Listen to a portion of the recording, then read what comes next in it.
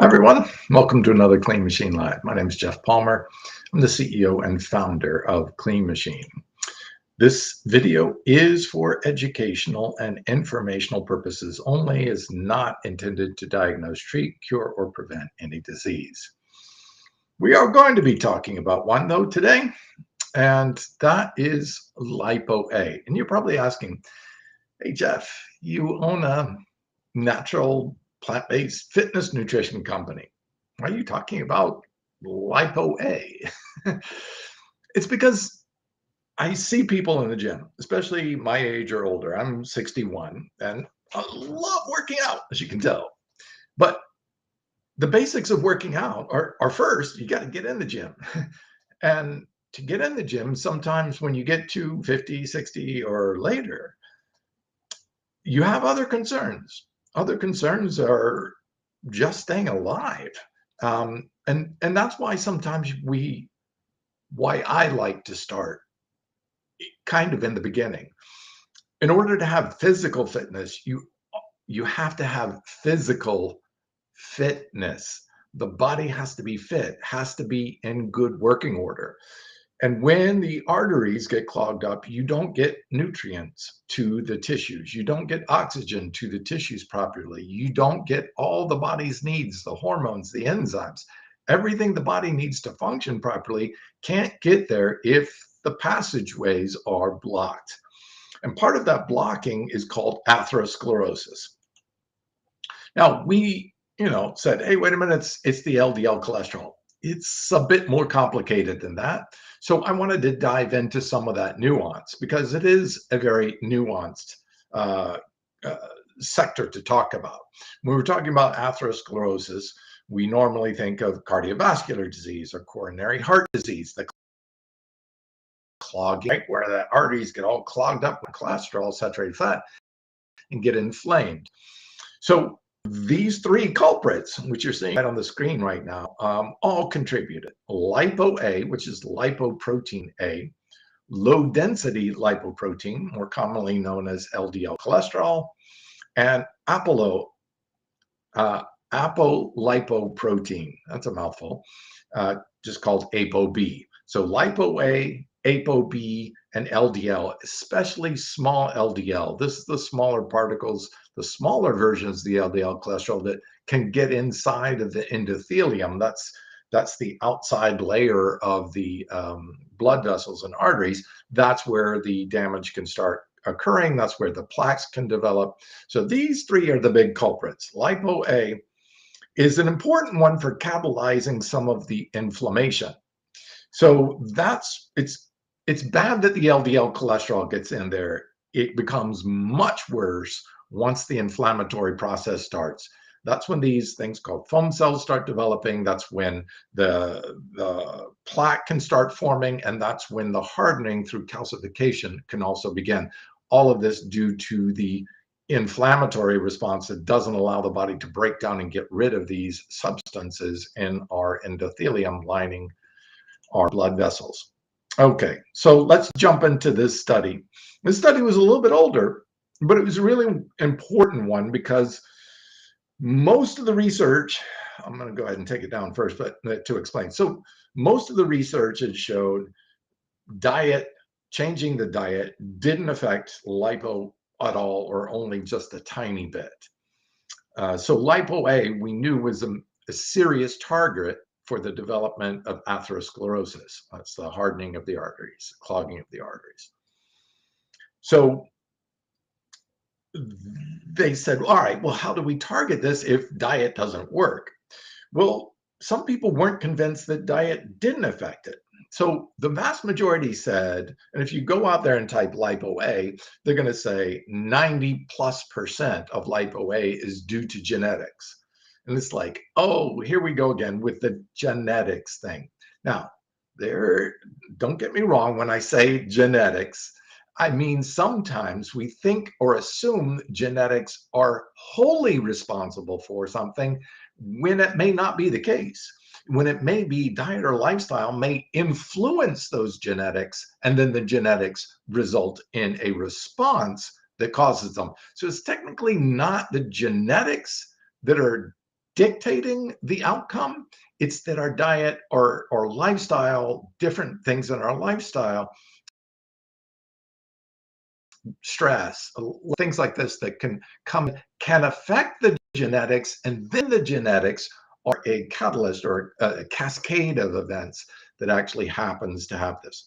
And this, as we see in this study, I'll go ahead and put it back up on the screen. Back in 2018, they did this study to say, hey, wait a minute. What if we just aren't pushing the diet clean enough, aren't pushing the diet far enough to removing the culprits and putting up the things that could improve it? Maybe we just weren't making the diet clean enough. So they took this assumption. They said, okay, in this 2018 study, consumption of a defined, and that's going to be really important here, and I'll explain that in a second, a defined plant-based diet reduces lipoprotein A or Lipo-A, the inflammation that goes with it, and the atherogenic. Athero meaning atherosclerosis, the clogging of the arteries, and genic meaning to create. So the creation of atherogenesis. They do the creation of atherosclerotic plaques. All right. And they did a 4-week intervention. So it's actually really short. To be honest, when I first read this study, I'm like, they're not, if we haven't been able to barely budge Lipo-A with drugs hardly, much less diet and exercise, we're not going to see results in 4 weeks. I just didn't believe it until I read the study. So let's dive into what the study shows. Okay, so Lipo-A is a highly atherogenic causing lipoprotein and is minimally affected by lifestyles. This was the assumption that they started out with in the study. Okay, and they said, while some drugs can reduce Lipo-A a little bit, diet has not consistently shown definitive reduction of this biomarker, Lipo-A. So they've done interventional trials trying to affect Lipo-A before. Since it's such a major player in the development of atherosclerosis, they thought, diet's just not it. It's all genetic. So we thought. Okay, so the participants were instructed to consume a defined plant-based diet for 4 weeks ad libitum. That means at their leisure. It means they could eat anything they want as long as they ate only the plant-based items in there. So what were those items that they were allowed to eat? Well, briefly, it excluded all animal products. That's dairy, eggs, fish, honey, anything from an animal. Excluded all cooked foods. So this was a completely raw plant-based diet, had no oil, no soda, no alcohol, and no coffee. It's basically no junky items. They also said no vitamin or herbal supplements. So no supplements were allowed, and no lipid lowering medications were altered throughout the intervention. Now, some may have had lipid medications, and it's not appropriate to take people off life-saving lipid medications. But what was cool about this is that those few that did have the lipid-lowering medications didn't change them, and they still got significant results, even above and beyond what the medications were doing, which was interesting. Okay, so what did they find? Well, let's talk about the meals. So all meals and snacks were provided. So this was a very tightly controlled. It wasn't, hey, just go eat what you want and we believe you. No, they actually gave them all the food to eat. Now, they were free to consume as much food as they wanted. So the amounts didn't matter, only the type of foods, which was all raw plant foods. And here it comes, drum roll. So this was the results. And remember, this is just 4 weeks. What? 1 month of their life, they just ate completely raw plant food diets and no animal products whatsoever. Their total cholesterol dropped by 16% in 4 weeks. Their LDL went down 17%. Their triglycerides went down 16%. Their Lipo-A went down 16%. Their Apo-B went down 11%. That small, dangerous cholesterol, that small SLDL, down 30%. Apo-A1 even down 14%. So every single marker they looked at went down 10 points or more. HDL did come down a little bit, but it was expected with a bigger, significant drop. So the HDL wasn't significantly changed, but only the bad, the small LDL, the total LDL, the triglycerides, the Lipo-A, the Apo-B, the Apo-A1, all of these markers for cardiovascular disease all went down big time in 4 weeks. 4 weeks of just eating plant foods, raw plant foods, no oil and no supplements. That is incredible. You would not even expect these type of results from drug trials. And to be honest, all the studies that I've read, I've never seen results like this across the board.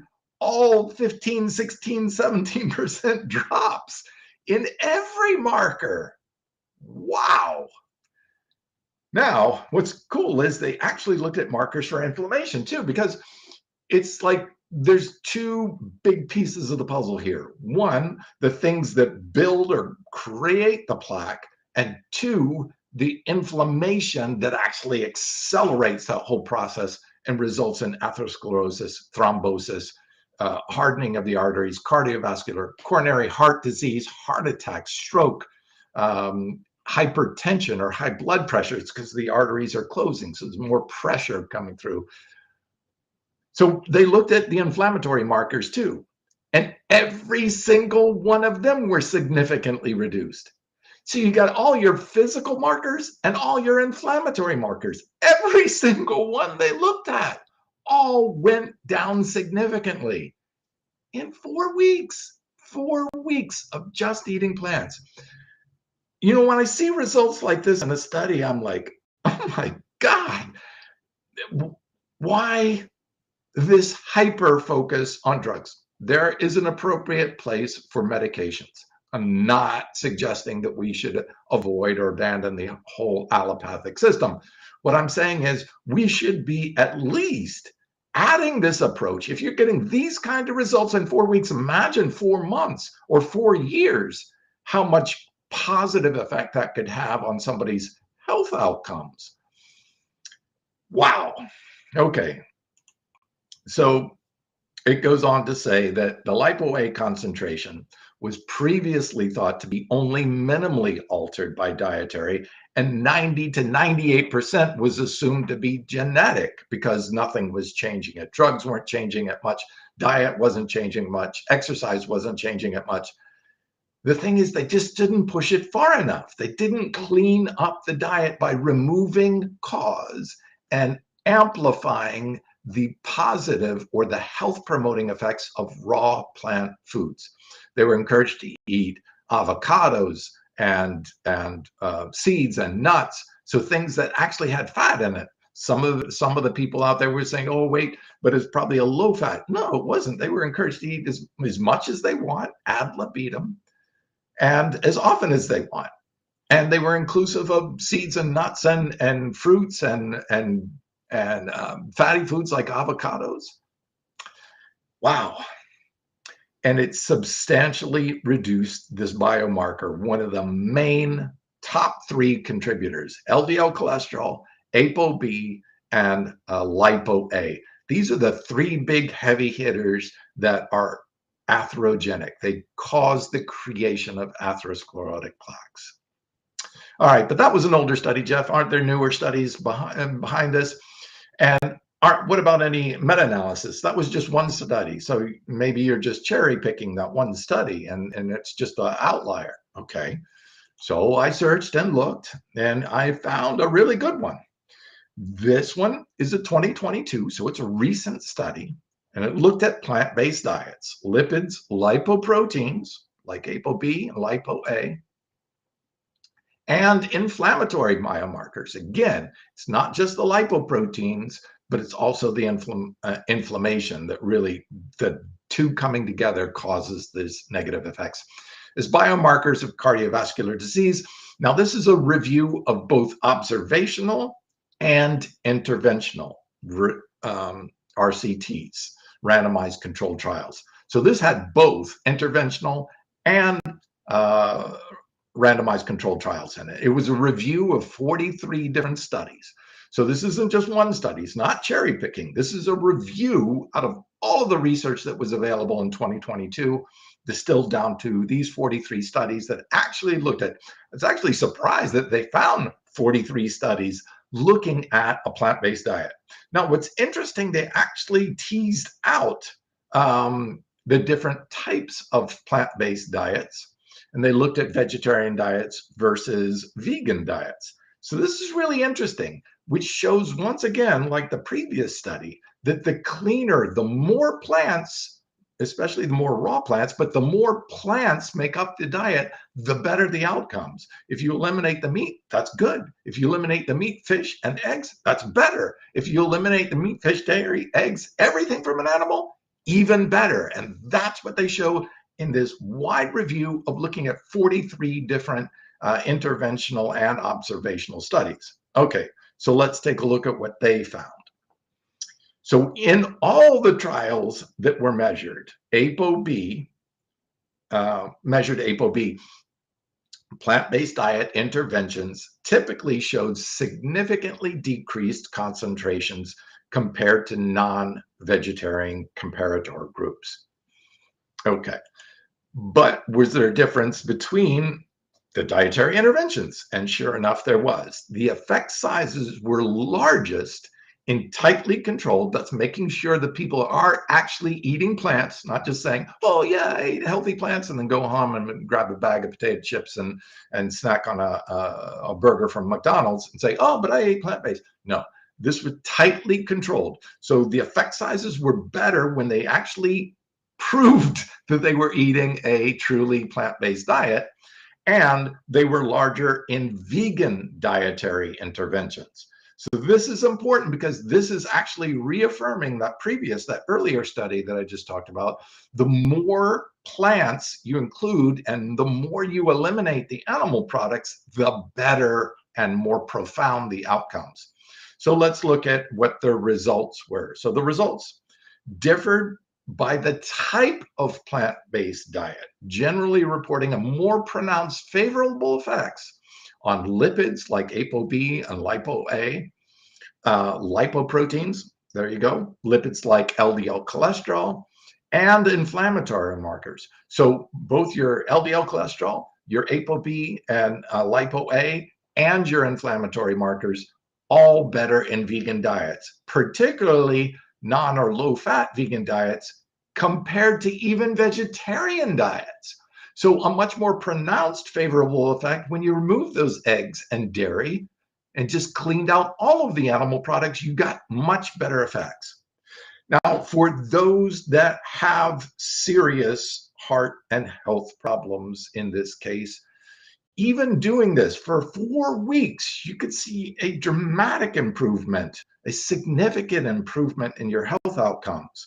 So it may not mean that you have to do this forever, but why wouldn't you really? If you're getting that better health outcomes, why wouldn't you stay around for your family, your kids, your wife, your loved ones, your husband, whatever? Don't you want to be around for them?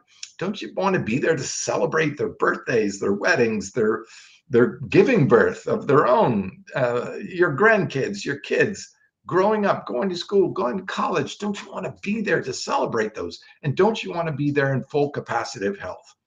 That's why I share information like this, to show you the outcomes in the studies. And it wasn't just cherry picking. These are large reviews of many, many studies, both observational and interventional. And over, they're repeating that the better outcomes are the more plants and the less animals that you consume. The better outcomes are the more serious and strictly monitored ones. So staying with a true plant-based diet. Don't just say, yeah, I eat mostly plant-based, and then you eat a Whopper. Okay, that's telling a Whopper. That's not just eating one. So be honest with yourself, because your body doesn't care if you're lying to other people or not.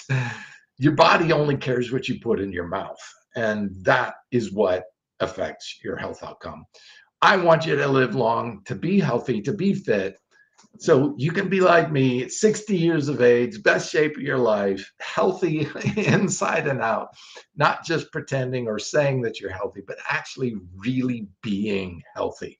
That's important so that you can stay in the exercise so that you can stay around, so that you're not suffering and making all of your family members and the people that you love sad watching you go through pain and suffering. You don't have to do that. And it's simply about changing your diet and exercise. That's why I'm all about plant-based nutrition and health and fitness. Once we get these things correct, we can really enjoy the rest of our lives, the things that are important, our relationships, the way we are with people, the accomplishments that we can do in a lifetime, especially if we're living healthy and living long. That's what I want for you. That's why I do these podcasts. That's why I sell the nutritional supplements, to help give you added health benefits above and beyond a typical diet. You can add these. That's why they're supplemental to a good, healthy, whole food, plant-based diet. Thanks for joining me. I'll keep sharing this information, and hopefully you can share it and pay it forward.